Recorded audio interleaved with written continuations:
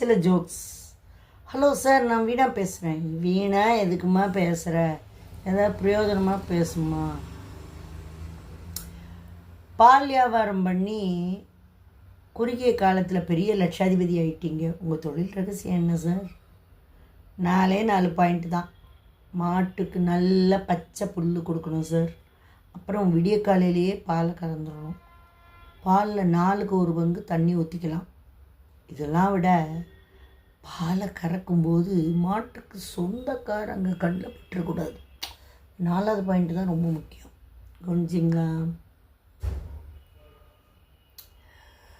மச்சான், இங்கிலீஷில் ஒரு சந்தேகண்டா, சொல்கிறா. ஐ வில் கால் யூ லேட்டர்னா என்னடா அர்த்தம்? நான் உன்னையே பிறகு கூப்பிடுகிறேன். சரிடா மச்சான், ஃப்ரீயாக இருக்கும்போது கூப்பிடுறேன். எப்படி இருக்கு பாருங்க.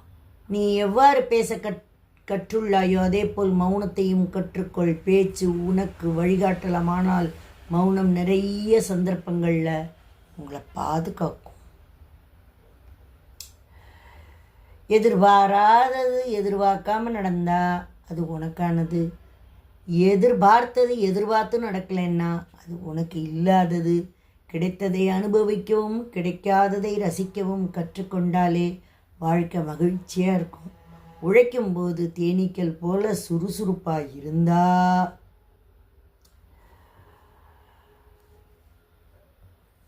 ஓய்வு காலத்தில் தேன் கூடு போக இனிமையாக வாழலாம்.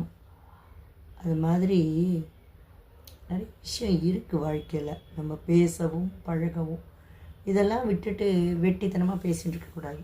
இப்போ இல்லத்தில் லக்ஷ்மி குடியேறணும்னா என்ன பண்ணணும்?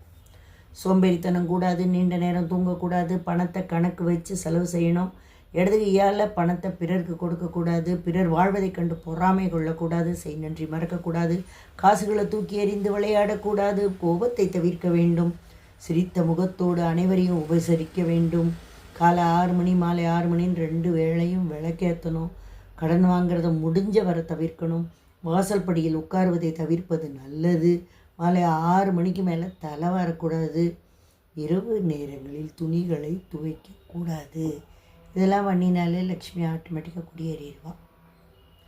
ஒருத்தர் சொன்னாராம், பொங்கல் புளி சாதத்துக்கு 2000 கோடி வேணும்னு. தலைவரே, அது பொங்கல் புளி சாதம் இல்லை, பெங்கல் புயல் சேதம் ஐயா அப்படின்னார்.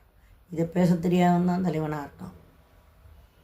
என்னத்தை பண்ண? யாரோ ஒருவர் தரும் ஏமாற்றம், யாரோ ஒருவர் தரும் துரோகம், யாரோ ஒருவர் செய்யும் அவமானம், யாரோ ஒருவரின் விலகல் தான் வாழ வேண்டும் என்ற உந்துதலையும் வைராக்கியத்தையும் கொடுக்கிறது இல்லையா?